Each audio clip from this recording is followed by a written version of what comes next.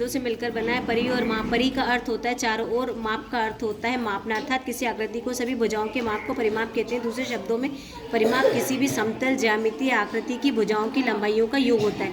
जैसे कि यह आकृति क्या है, त्रिभुज। इस आकृति का क्या नाम है, त्रिभुज। इसकी चारों तरफ की जो लंबाइयों को हमने जोड़ दिया, ये इसका परिमाप कहलाएगा। ये आकृति है, इसकी ये वाली भुजा की लंबाई, ये वाली भुजा की लंबाई, ये जब सबको हम जोड़ देंगे तो वो होता है परिमाप। क्या होता है, परिमाप। 495 मीटर इसका परिमाप निकला। ये वाली आकृति है, इसके बाहर की चारों लंबाइयों को हम नाप लेंगे, नाप के और जोड़ लेंगे तो वो कहलाएगा इसका परिमाप। क्षेत्रफल का अर्थ होता है इसके अंदर की पूरी जगह, जो हम बीज बोते हैं ना खेत में, जिस जिस जगह पे बोते हैं वो पूरी जगह कहलाती है क्षेत्रफल। उक्त आकृतियाँ तल में कुछ सेल को घेरती है। बंद आकृतियों द्वारा घेरे गए तल के परिणाम को उसका क्षेत्रफल कहते हैं। जो ये घेरा हुआ है ना, इसके अंदर की पूरी जगह ये क्षेत्रफल कहलाती है।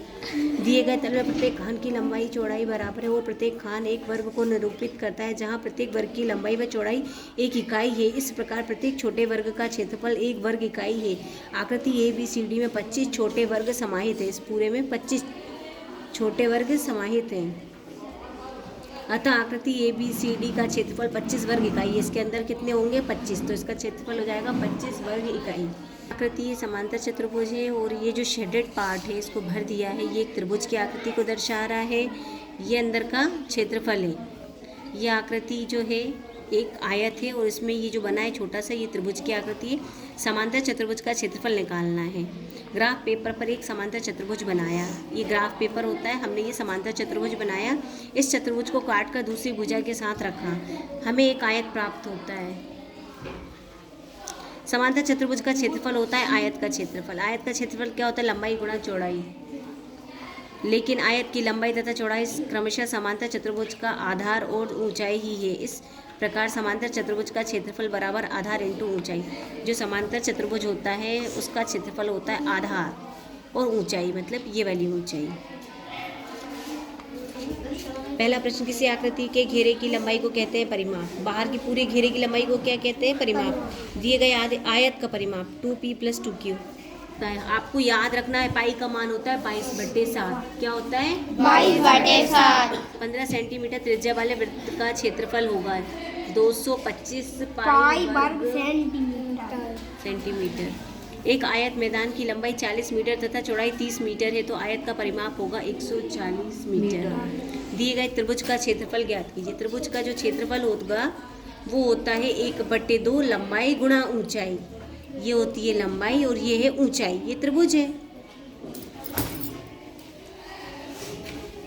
1/2 गुणा 5 गुणा 3.2, 2 से भाग दिया हमने, 1.6 हो गया। 1.6 का 5 में गुणा किया तो क्या आएगा, 8 सेंटीमीटर। अगला प्रश्न, एक वृत्ताकार तश्तरी प्लेट की परिधि ज्ञात कीजिए। तश्तरी मतलब ये प्लेट, और हमें त्रिज्या दी है 14 सेंटीमीटर। ये जो पूरी लंबाई होती है ना, इस लंबाई को कहते हैं व्यास, और इसके बीच में ये जो बिंदु होता है इसको बोलते हैं केंद्र, और केंद्र से ये जो लंबाई होती है इसको बोलते हैं त्रिज्या। और त्रिज्या का दुगुना ये पूरी लंबाई ये कहलाती है व्यास। तो हमें परिधि निकालना है। परिधि का सूत्र याद करना पड़ेगा, 2πr होता है। 2π का मान होता है 22/7 गुणा r मतलब 14। 7 से 14 को भाग देंगे 2 आएगा। इन 2 गुणा 22 गुणा 2 का जब हम गुणा करेंगे तो 88 सेंटीमीटर। ये आकृति में त्रिज्या ज्ञात कीजिए। मैंने आपको क्या बताया था, त्रिज्या क्या होती है, ये बिंदु से लेके यहाँ तक की लंबाई को त्रिज्या कहते हैं और इस पूरे को व्यास कहते हैं। व्यास कितना है, 24 सेंटीमीटर। त्रिज्या व्यास की आधी होती है, तो त्रिज्या कितनी है, व्यास में 2 का भाग दे देंगे। व्यास 24 था, 2 का भाग देंगे तो 12 आएगा, तो इसकी त्रिज्या आ गई 12 सेंटीमीटर। हम त्रिज्या इसे बोलते हैं, यहाँ से यहाँ तक की दूरी। ठीक है। अगला प्रश्न, यदि एक समांतर चतुर्भुज का क्षेत्रफल 28 सेंटीमीटर स्क्वायर और आधार 7 सेंटीमीटर हो तो ऊंचाई ज्ञात कीजिए। समांतर चतुर्भुज का क्षेत्रफल ये हमें दिया हुआ है, आधार दिया है 7, ऊंचाई हमें ज्ञात करना है। समांतर चतुर्भुज का क्षेत्रफल होता है आधार इंटू ऊंचाई। आधार है 7, ऊंचाई हमें ज्ञात करनी है, तो हम लिखेंगे 7 गुणा ऊंचाई बराबर 28। ऊंचाई को यहीं रहने देंगे, 7 को बराबर के दूसरी तरफ ले जाएंगे तो 7 से भाग देंगे 28 को तो 4 आएगा। ऊंचाई आ गई 4। अगला प्रश्न, प्रियांशु 14 सेंटीमीटर त्रिज्या वाली एक वृत्ताकार प्लेट को 2 बराबर भागों में विभाजित करता है। प्रत्येक अर्धवृत्ताकार प्लेट का परिमाप ज्ञात कीजिए। ये होती है पूरी एक प्लेट, इसको बीच से काट देंगे तो ये ऐसी हो जाएगी अर्धवृत्ताकार। हमें त्रिज्या दी है 14 सेंटीमीटर, हमें क्या निकालना, अर्धवृत्ताकार प्लेट का परिमाप। वो होता है pi r plus 2r। Pi r मतलब 22, पाई का मान होता है 22/7 गुणा 14 प्लस 2 गुणा 14, आर कितना है 14। 7 से 14 को भाग देंगे 2 आएगा, 2 का 22 में गुणा करेंगे 44 और 12 14 दूनी 28, 28 को 44 में जोड़ देंगे तो 72 सेंटीमीटर। अगला प्रश्न, एक वृत्ताकार बगीचे का व्यास 10.2 मीटर है, इसका क्षेत्रफल ज्ञात कीजिए। व्यास हमें दिया है, त्रिज्या हमें उसका आधा कर देंगे तो त्रिज्या ज्ञात हो जाएगी। बगीचे का क्षेत्रफल, बगीचा मतलब वृत्त, वृत्त इसको बोलते हैं जैसे चूड़ी होती है। इसका क्षेत्रफल का सूत्र होता है पाई आर स्क्वायर, ये याद ही करना पड़ेगा। पाई का मान होता है 22/7, आर होता है 5.1 गुणा 5.1। 7 से भाग देंगे, इन दोनों का गुणा करेंगे तो ये आ जाएगा 8174.57 मीटर स्क्वायर। ये नीचे कुछ आकृतियों के चित्र दिए गए हैं। प्रत्येक आकृति का क्षेत्रफल ज्ञात कीजिए। बताइए किस आकृति का क्षेत्रफल अधिक है। ये क्या है, आयत। आयत का क्षेत्रफल होता है लंबाई गुणा चौड़ाई, 4 का गुणा हम 3 में करेंगे 12 सेंटीमीटर स्क्वायर। ये त्रिभुज है, त्रिभुज का क्षेत्रफल क्या होता है, 1/2 आधार इंटू ऊंचाई, 1/2 5 गुणा 3, ये हो जाएगा 7.5 सेंटीमीटर स्क्वायर। ये क्या है, समांतर चतुर्भुज, इसका क्षेत्रफल क्या होता है, आधार इंटू ऊंचाई, आधार और ऊंचाई का इंटू करेंगे तो ये आएगा 8.15 सेंटीमीटर स्क्वायर। अब इन तीनों में ज़्यादा कौन सा है, तो सबसे ज़्यादा है आयत का क्षेत्रफल, तो हमारा उत्तर होगा आयत